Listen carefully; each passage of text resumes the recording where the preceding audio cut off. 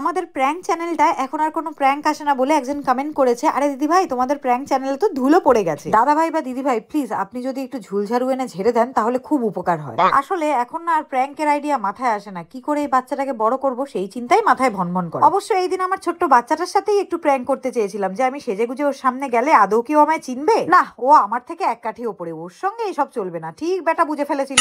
Anyways আমার ননদকে দেখো কি সুন্দর দেখতে লাগছিল না, আমি তো চিনতেই পারছিলাম না। তবে জানি না আমার শাশুড়ি মায়ের কি হয়েছিল, সাজগোজ করে আমাকে তো পাত্তাই দিচ্ছিল না। 10 বার ডাকার পর যখন শুনতে পেলো তখন শাশুড়ি মাকে ইয়ার্কি করে বললাম, আমাকে চিনতে পারছো না ঠিক আছে, কিন্তু আমার শ্বশুরটাকে ভুলে যেও না।